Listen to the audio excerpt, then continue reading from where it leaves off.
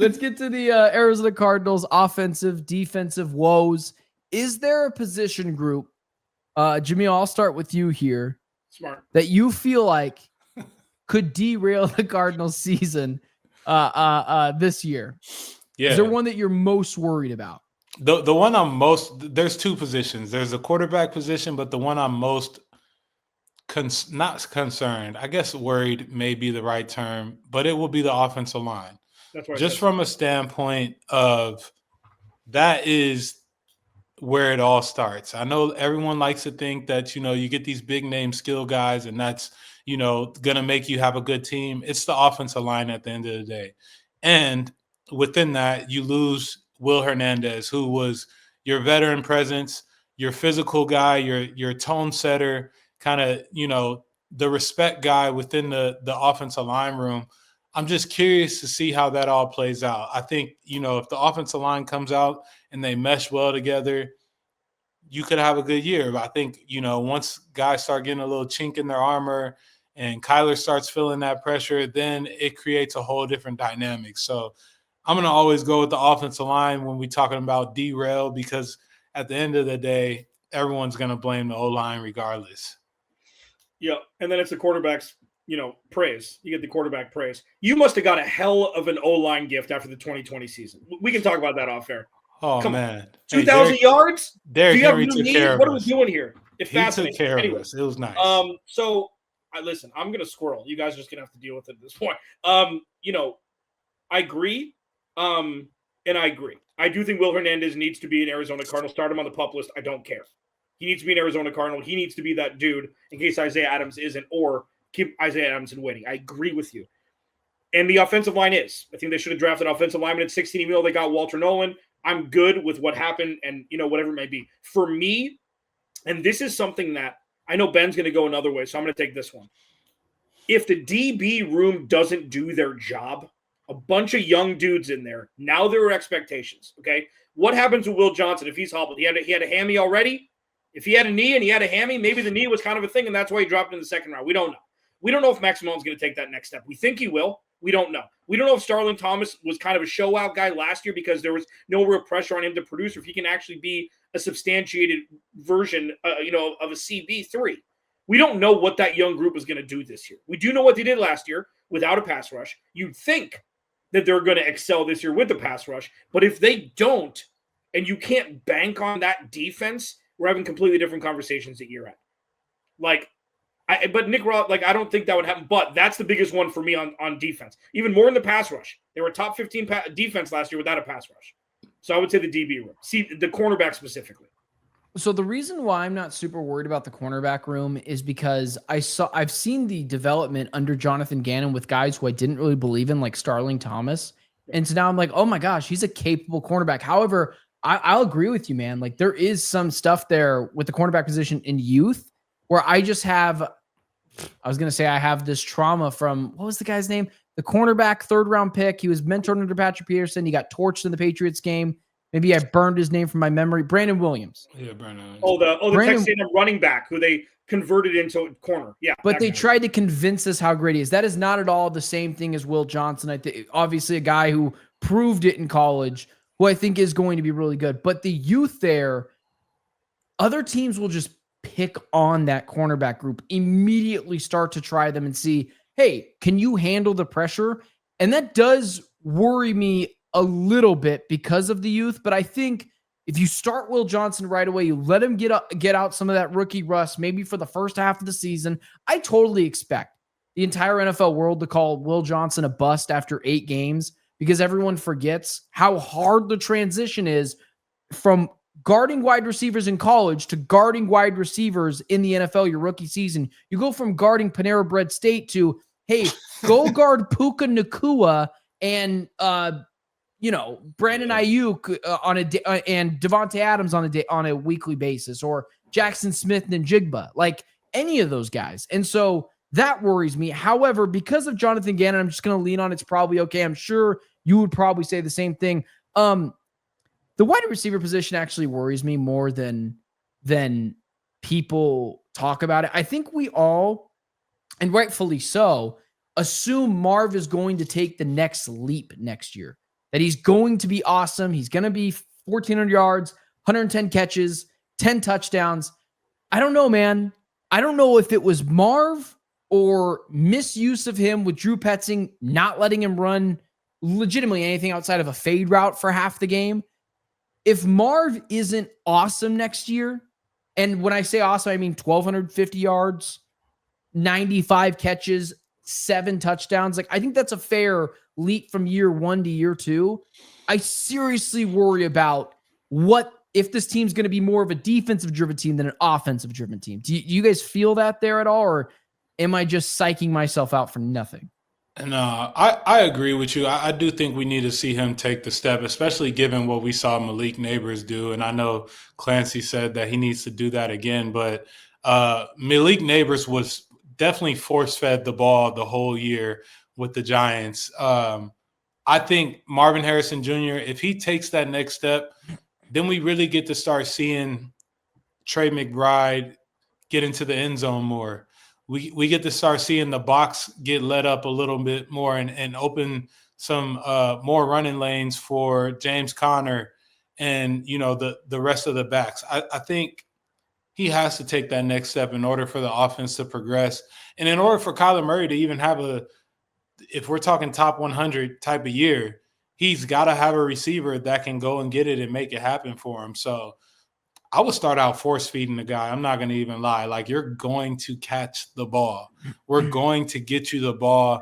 At least you're going to have 10 targets per game because he's that type of body. And you have to build up the guy's confidence that we're going to throw you the ball. Yeah. I mean, Trevor Sikkema was a dear friend of mine. Now, he was with Locked On for forever. And now he's obviously head honcho over Pro Football Focus. Like, he told me when I had him on around draft time that Marv was the highest rated player that he's ever rated coming out of college, irrespective of position. So when a dude like that, who's got the track record like that, says something like that, you listen. Last year, he had the worst good rookie season he could have had. We said that last week. That was the worst version of a good rookie season that he could have had. What we did see from him was in crunch time. We talked about this throughout the last year, whatever. His drag routes with Kyler Murray on 3rd and 4th down, got to have it or there. He trusted Kyler Murray, trusted him against San Francisco on that jump ball. The huge sweeping one to the front pylon against Miami, where Kyler threw a dot for a touchdown. He got 2 feet down. That was there. The back of the end zone against the Rams, that was there. That's not normal for rookies. Like, all rookies don't do that. All veteran wide receivers don't do that. So what we saw from Marv was the worst version of the good side of it. Okay, the 50-50, I don't know who put it in the comments. It was 70-30 balls. It was 30-70 balls last year. Yeah. The dude hasn't eaten a carb since the end of last season. Like, he looks like a completely different human being. He was embarrassed by his performance last year. I can guarantee you that. Like, that was fine, not for him.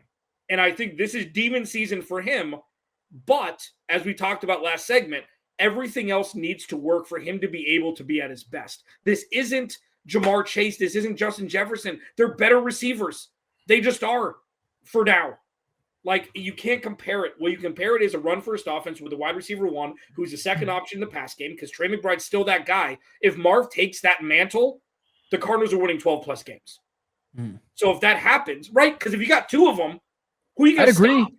I'd agree, man. I think if Marv is that guy, I listen, all the things you're saying are nice, and I actually do think there's real substance behind them.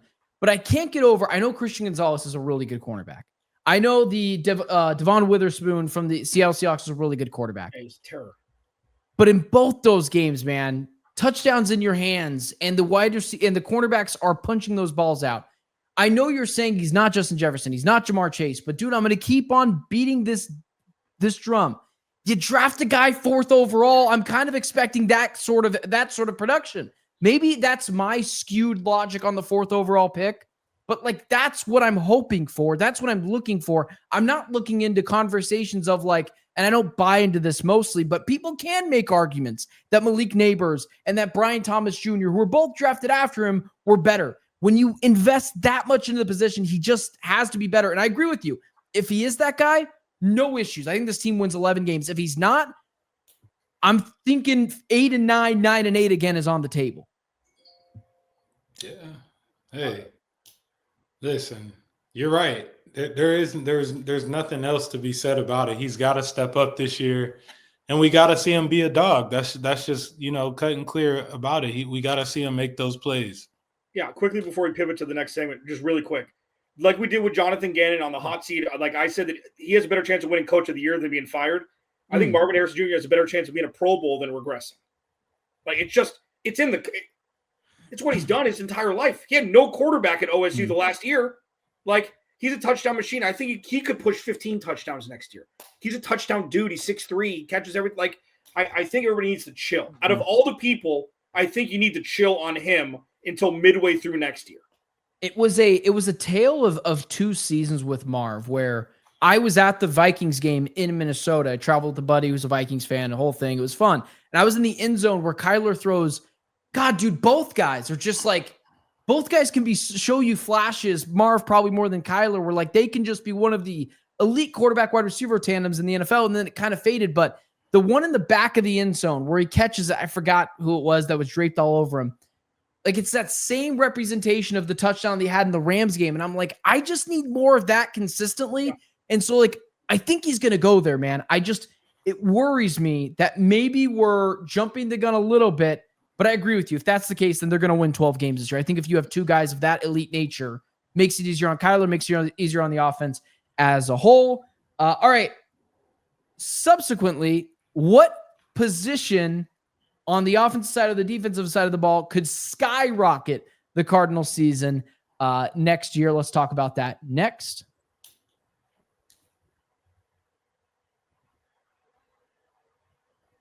Just a reminder, there's a decent amount of you guys in the chat. We appreciate you guys being here. Don't forget to like, share, subscribe, potentially tell a friend about the Cardinals squad show as we continue trucking on, finishing up the show. I'll let you take it first, Clancy. What position could skyrocket this Cardinals team to a different tier this year than what they were last year? I don't want to take Jamil's because I think he's going to say the same thing. No, take it. You're lucky you played online in the NFL for a better part of a decade. Say it. No. For me, I wouldn't say that because it's like, I think the offensive line is going to be a BB minus, and I don't think that's bad. I think it's good enough. You don't have to have a Philly offensive line.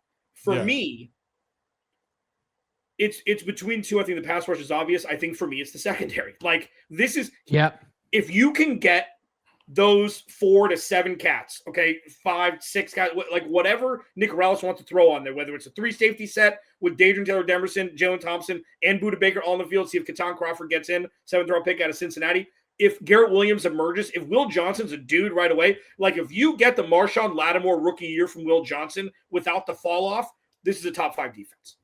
Like, I talked about Will Johnson as being the Saquon Barkley of corners in this draft. He's a pick 6 waiting to happen.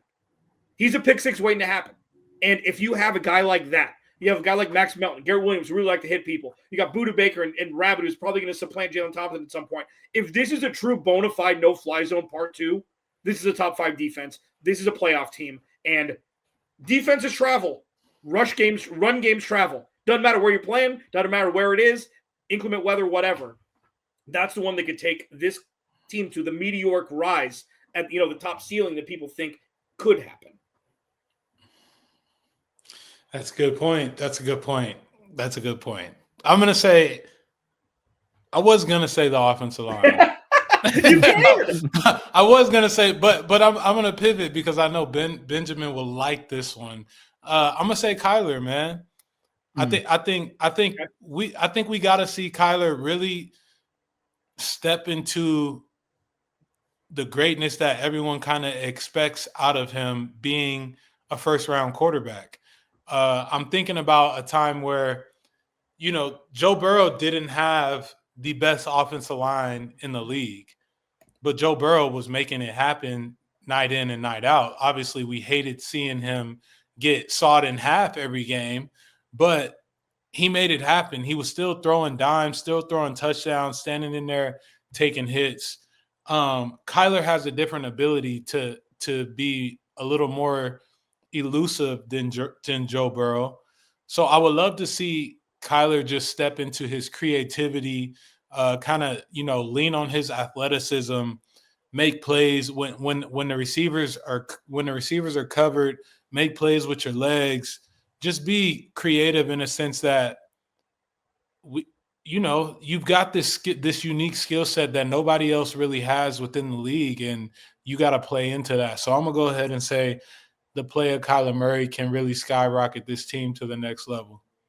The reason why I can't say the quarterback position, I think the defensive back position is a really good one because it could literally go either way. But the cornerback position, like, this is where, like, it's the hard, honest truth, man. It's year 7. Like, if I thought Kyler was going to put that together for a full sample size, I would agree. And I think we would have already seen it already. If we get that, like, if we get a Kyler Murray that is 2021, even 90% of 2021 Kyler Murray, where he was the MVP throughout the season until he pulled his hamstring.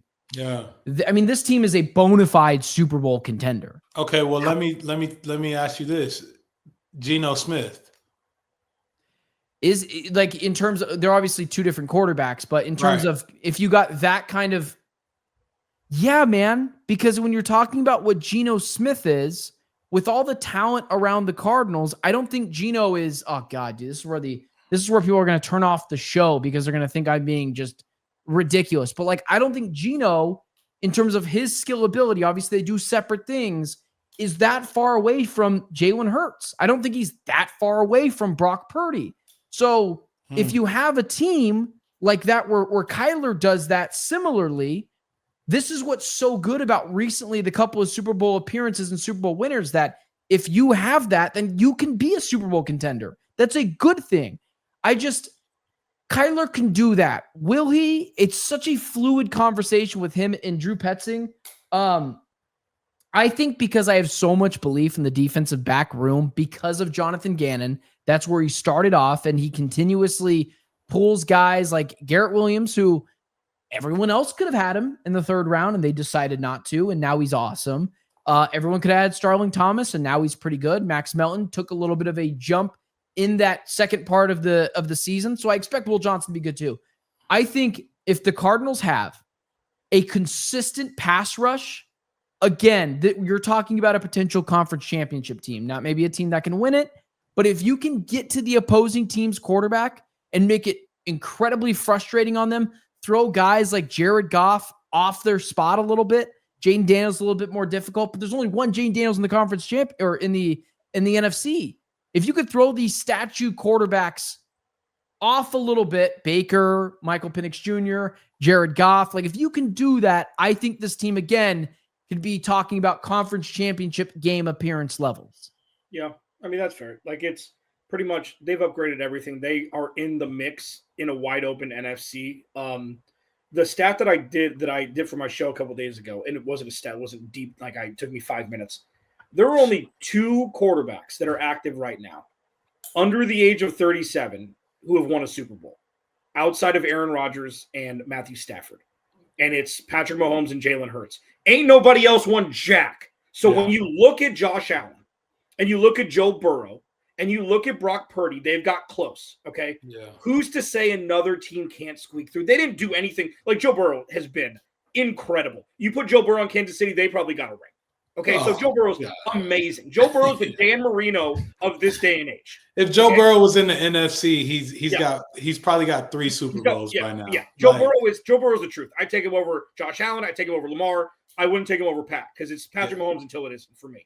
But with Kyler Murray, it's like, okay, when we talk about who has the highest ceilings at their best in the NFL, Kyler Murray's in the top 7 for me. At the absolute tippy top, higher than Trevor Lawrence, higher than all of these middle guys who don't have that ceiling. Kyler's got that ceiling. We've seen Jalen Hurts. We've seen Josh Allen. We've seen Jalen Daniels. We've seen Joe Burrow. We've seen Patrick Mahomes. Kyler Murray's 100% in the top 10 of ceiling potential. So all it takes is a run in one season to get there. That is a wild comment. What do you say? Get off his back. He's doing what's asked to do, but it is limited in the system. Terry, you're sweet.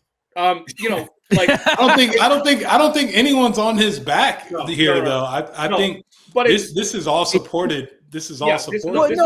Wait a second. Stop right there. Timeout for all 3 of you. I'm on his back. What the hell? Besides Ben's on his back. It's 7 years I want to win games. I agree with, so I can show Clancy I was listening to what he was saying. Mm-hmm. I agree. Kyler Murray at his tippy top, Tennessee Titans in 2021, Oakland, Las Vegas Raiders in 2022 game. There is not many quarterbacks that can do what Kyler Murray can do. Want to be that elusive and then throw the ball on a dime in the back of the end zone to AJ Green to get the 2-point conversion to send the game into overtime. The issue is, can you effing do that more consistently? Because no one, I don't think anyone here isn't saying Kyler isn't supremely talented. It's just like, okay, so do it. So like it kind of it goes back to Jamil's point of like, figure it out. And that's where I'm at. So like, just so we're clear, yes, Kyler has me blocked on all social media platforms. So maybe he doesn't like what I have to say. And I couldn't care less. I'm interested in winning games. So like, just so we're clear, I am on his back, and there's a ton of pressure this year. Anyone else? Fine. I'm gonna block you on all my social media platforms. No, you're not allowed to. Just mute him so he doesn't see it. It's the simplest trick in the book. No, man. I wonder if listen. he can drink water with one hand. I wonder if Kyler can drink water with one hand. Maybe you're jealous. Who knows? Water boy. Who knows? You need a water, dude. Hey, your shirt is dry though. My shirt is finally dry, dude. I don't know what type of technology that shirt has, but it's crazy. Listen, with Kyler, and like that's why I struggle with letting it go, because we've seen things that even good quarterbacks can't reach. And it's like, okay, yes, you want to see more of that. So would you take the valleys with those tippy top peaks, or do you want mundane like, and this is not a knock on Ryan Tannehill at all, because 2019 to 2020, great football, especially for a former wide receiver. Like, and you saw it firsthand, okay? Man. That peak, Kyler's got that. We've seen more than that, even though not in the playoffs like Tannehill did. He's got balls of steel. Like the dude was just ready. Going into Baltimore and winning that game was all I had to see. Yeah. With Kyler though, in the rate, like I've seen too much to let go. Now, I'll tell you what, Ben. If they make a playoff push this year and he's the reason and he's top 3 in MVP voting, the Cardinals aren't going to have another quarterback for the next 10 years not named Kyler Murray. Like, this is the linchpin for everything. This is it. This is the road not traveled, or this is the road exactly traveled and you move off from Kyler Murray. Like, if he does what everybody thinks he could do with this and they make a conference championship game, you could see an extension next offseason. Like, it's going to be very real, very fast. So is this small sample size enough? Say they do make a conference championship game. Is that enough to extend them? Damn. Like, is that enough to be like, this is your dude for the next 5 years for sure? Hey. That's a good question. It's a really good question. I think because I think you're talking about this year. Like everyone talks about like, oh, if Kyler Murray holds out, good luck. He's not getting another contract. It's like, yeah. And then what? He doesn't show up to training camp and your team's a debacle for the first 6 weeks. Yeah, the dude has leverage. I think that's a good question, or something that we could tease to talk about maybe on the next show of like, how far do the Cardinals need to go this year, that being Kyler or not, that you would extend him, that you'd buy him that big, beautiful 10-year anniversary ring that you're supposed to do, right? You're supposed to upgrade the ring every 10 years. So I don't know if Jamil did that, or maybe he doesn't know about that. But maybe hasn't been 10 yet. Hasn't been 10 yet. Am I the longest? I ain't that old. Am I the longest tenured married man on here? Jamil's got like 7 years on me. Yeah. All right. Well, you're a loser.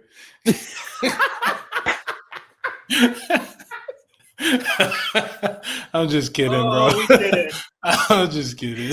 All right. Congratulations, man. No, forget you. Forget you, man. Forget you. The show is growing. There's a lot more people in the chat. People are liking what we're doing. And what do? You pick me up just to drop me down.